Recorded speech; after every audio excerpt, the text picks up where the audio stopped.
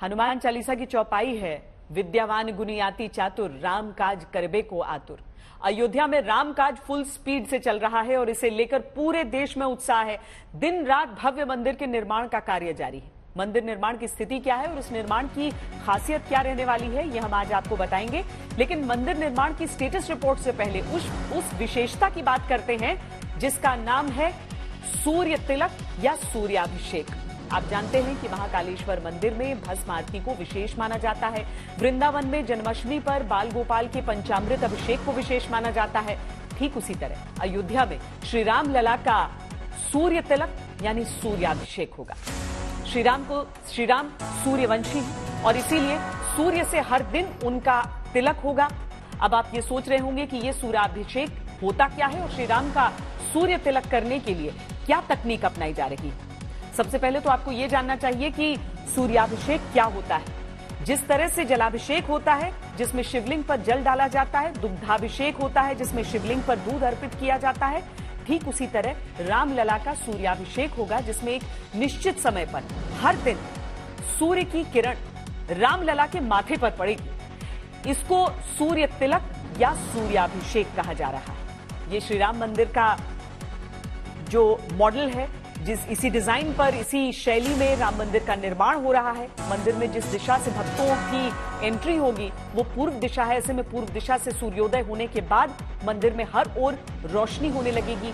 लेकिन ठीक दोपहर 12 बजे सूर्य जब मंदिर के ठीक ऊपर होगा तो उस समय उसकी एक किरण मंदिर के गर्भगृह में प्रवेश करेगी जो श्री राम लला के माथे पर पड़ेगी। यही श्री राम का सूर्याभिषेक होगा। अभिजीत मुहूर्त में होने वाले सूर्याभिषेक का विशेष महत्व है। तो इस तरह से श्री राम मंदिर की यह खासियत भक्तों के लिए विशेष हो जाएगी और प्रतिदिन खास मुहूर्त में सूर्य की किरण से रामलला के उज्जवल दर्शन से भक्त भाव विभोर हो उठेंगे। इस खास सूर्याभिषेक की खासियत और इसको तैयार किए जाने में जो वैज्ञानिक तरीके अपनाए जा रहे हैं, अब आपको उसके बारे में बताते हैं।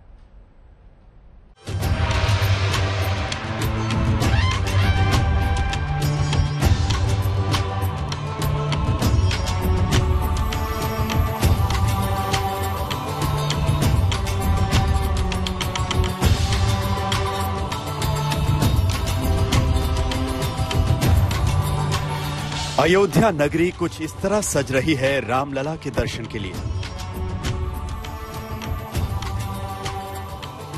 श्री राम के भव्य मंदिर की परिकल्पना को साकार होता देखकर भक्त भाव विभोर हो जाते हैं। अयोध्या में जिस तेजी से काम चल रहा है, दावा है कि अगले साल दिसंबर तक भव्य मंदिर का काम पूरा हो जाएगा। इंथुजियाज्म है वर्कर्स में, स्टाफ में कि जय श्री राम के नारे के साथ काम शुरू करते हैं और जय श्री राम के साथ में काम को समाप्त करके जाते हैं और दूसरी शिफ्ट फिर आ जाते हैं, वो भी जय श्री राम का नारा लगा करके चालू करते हैं। मंदिर निर्माण को लेकर जुटे इन मजदूरों के अंदर विश्वकर्मा मौजूद हैं, जो पूरी तल्लीनता से राम काज के लिए दिन रात लगे हुए हैं।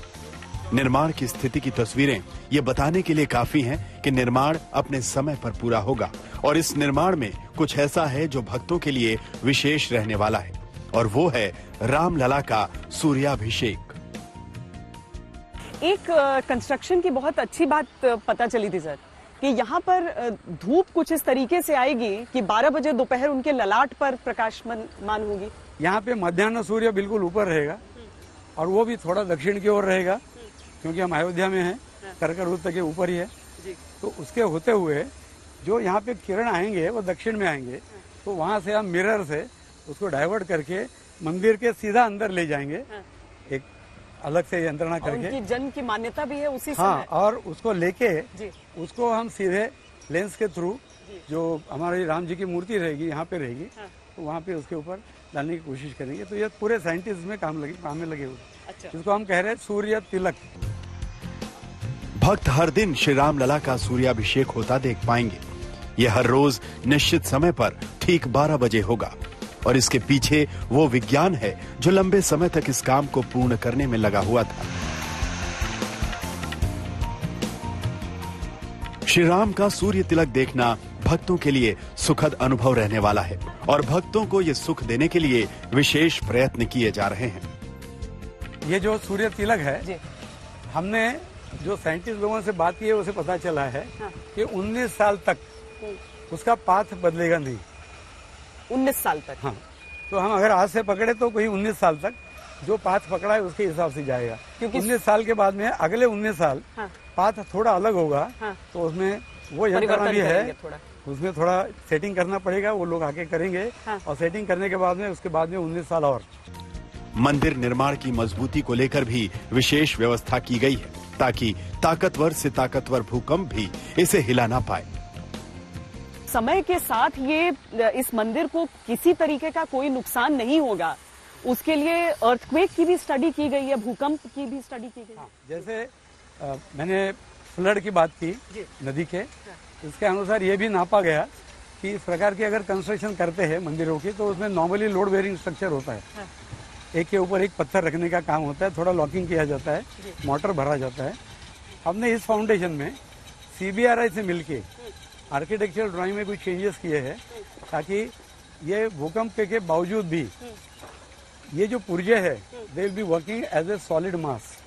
और इसके होते हुए जैसे नेपाल में 6.5 की रिश्टर स्केल की हुई, उसके भी अगर यहाँ पे ये हो गए भूकंप आगे तो भी ये मंदिर टिकेगा। मंदिर निर्माण को प्राचीन भारतीय मंदिरों की शैली में बनाया जा रहा है। जिस तरह से भारतीय संस्कृति से जुड़े पुरातन मंदिर हजारों वर्षों तक टिके हुए हैं, ठीक वैसे ही श्री राम लला के मंदिर को भी उसी मजबूती और उच्च तकनीकी का इस्तेमाल कर बनाया जा रहा है। कम से कम 1000 साल तक कोई प्राकृतिक आपदा इस मंदिर को हिला नहीं पाएगी। अयोध्या से श्वेता सिंह के साथ आज तक ब्यूरो। श्री राम मंदिर के निर्माण कार्य को कई शिफ्ट में पूरा किया जा रहा है। मंदिर के लिए पत्थरों की नक्काशी का काम तो पिछले कई सालों से चल रहा है। देश भर के शिल्पकार श्री राम के मंदिर में अपना योगदान दे रहे हैं। यह निर्माण कब तक पूरा होगा और गर्भगृह का काम कहां तक पहुंचा है, ये आपको दिखाते हैं।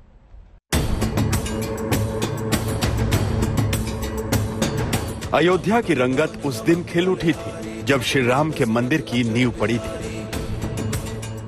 मंदिर निर्माण के लिए ढले इन पत्थरों की शिल्पकारी देखकर अब हर दिन अयोध्या की खुशी बढ़ती जा रही है।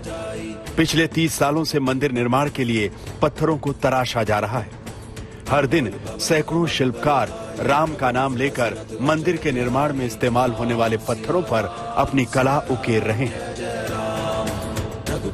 जिस दिन से मंदिर निर्माण शुरू हुआ उस दिन से इस काम में और तेजी आ गई है। निर्माण पूरा पत्थरों से ही होना है, पूरा पत्थर से होगा। तो जो उसका जो डिजाइन बनाया गया वो शुरू से उस हिसाब से ही आप लोगों ने यहाँ पे पत्थरों को बनाया था। पहले 2 मंजिल का था, अब 3 मंजिल का हो गया। डिजाइन में थोड़ा चेंज हुआ है। तो पत्थरों में भी थोड़ा वेस्टेज होगा, बचेगा, वो कहीं दूसरे लगेंगे। आपने अपनी पूरी जवानी समर्पित कर दी। हमने पूरी जिंदगी दे दी। हाँ? अब जब आप देखते हैं कि वहाँ पर एक भव्य मंदिर का निर्माण हो रहा है। हमने सोचा भी नहीं था कि हम जिंदा रहेंगे, मंदिर बनेगा जब तक। तो हमारे वो जिंदा रहने में मंदिर बन रहा है जी, तो हमको बहुत खुशी हो रही है। पत्थरों को इस सलीके से मंदिर के लिए तैयार किया गया है ताकि भयंकर से भयंकर आपदा भी रामलला के घर की नींव न हिला सके। मंदिर निर्माण में लगे मजदूर और इंजीनियर हर दिन श्री राम का नाम लेकर काम शुरू करते हैं और श्री राम का नाम लेकर ही उसे संपन्न करते हैं। सभी एक ही मकसद के लिए काम कर रहे हैं। तो सर ये बताइए कि अभी तक जो निर्माण है ये कितना प्रतिशत हम कहें? प्रतिशत के रूप में जाएं तो हम इसे फिजिकल जो प्रोग्रेस के रूप में हम लोग ये सब जानते हैं, तो इसका प्रोग्रेस अभी 33-34% के लगभग हो गया है। यानी जो लक्ष्य है उसके अनुसार बिल्कुल चल रहा है। बिल्कुल हम लक्ष्य। क्या ये 24 घंटे यहाँ पर काम चलते रहता है? बिल्कुल, डे नाइट हमारा काम चलता है। मंदिर के ग्राउंड फ्लोर का काम चल रहा है। इसकी ऊंचाई बढ़ेगी तो इस खंभे के ऊपरी हिस्से पर गर्भगृह का निर्माण किया जाएगा।